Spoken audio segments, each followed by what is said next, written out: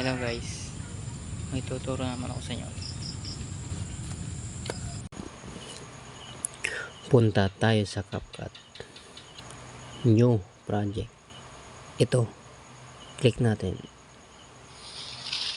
I-add natin.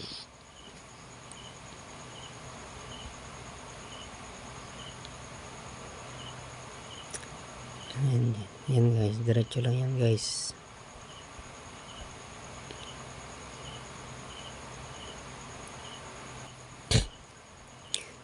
Click natin to guys. Split.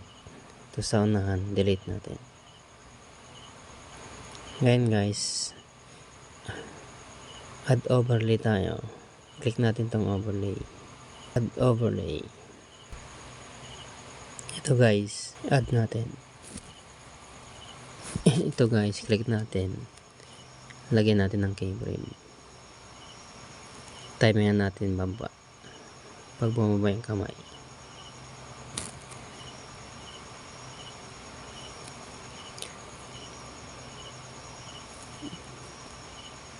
Automatic yan guys.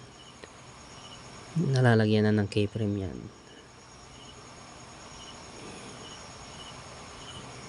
Yan. Lagyan na naman ng keyframe.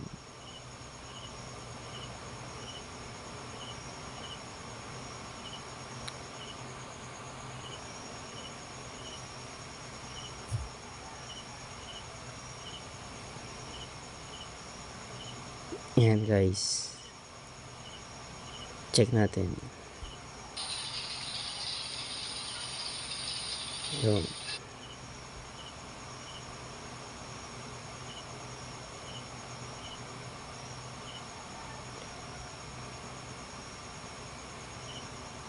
Yan. Check natin guys. Yun. Okay na yan guys. Click natin to. Split. Delete natin. Yun. Ngayon guys, mag-add ulit tayo ng video. Ito guys, click natin to. Add natin. Click natin to guys. Hanapin natin yung remove background. Pipiliin natin to. Chroma gray. Itong lato-lato niya guys. I-adjust natin. Check lang natin.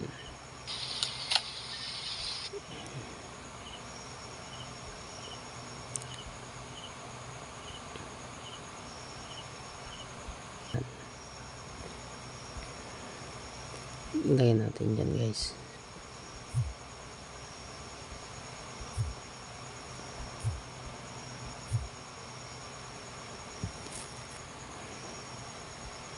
Check natin. Ayan.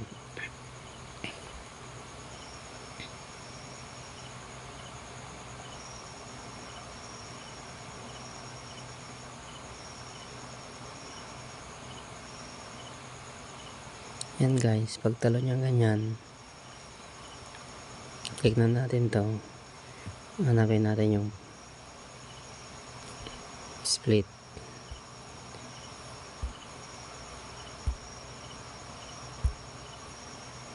Kuha tayo ng konti guys.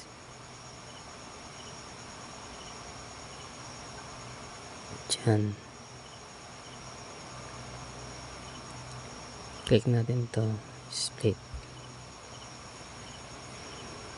Pabawain natin guys. Para lumaki. Ayan to guys. I-remove background natin. Hanapin natin yung remove background.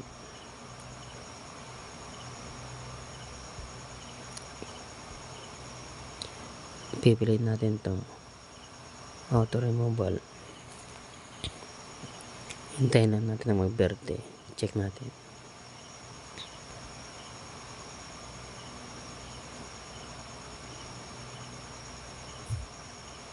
Ito guys, ito hanapin natin yung overlay para bumaba siya.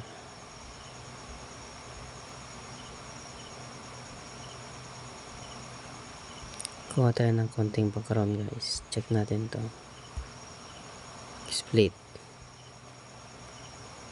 Ito guys, delete natin.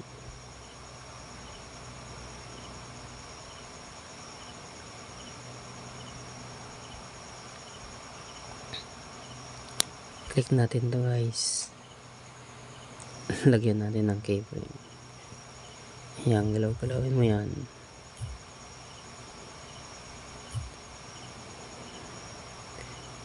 Ayan, palitin natin.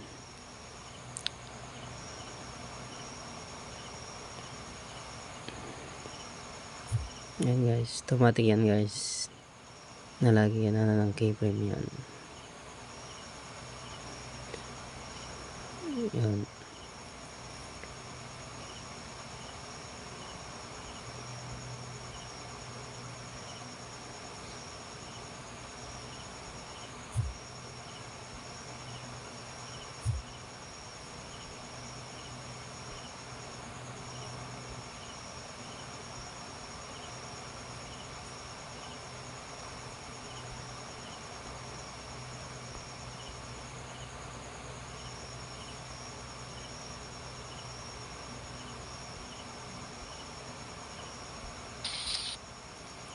Ayan guys, balik natin sa dati, palitin natin.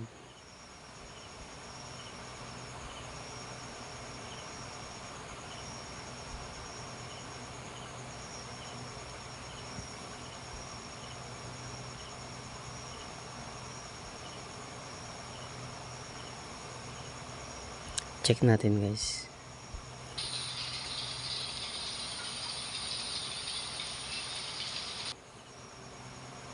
All goods na yan guys. Delete na tayo. Ito, click natin yan. Split. Ito, delete. Click natin to. Pantay lang natin dito sa may guhit. Check natin.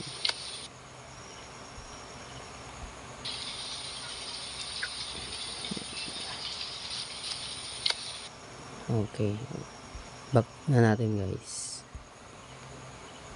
Itong one guys, CapCut na yan, delete natin.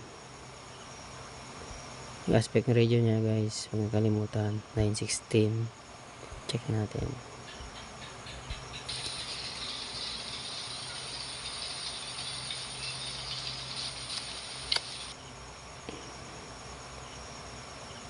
Yan guys, thanks for watching.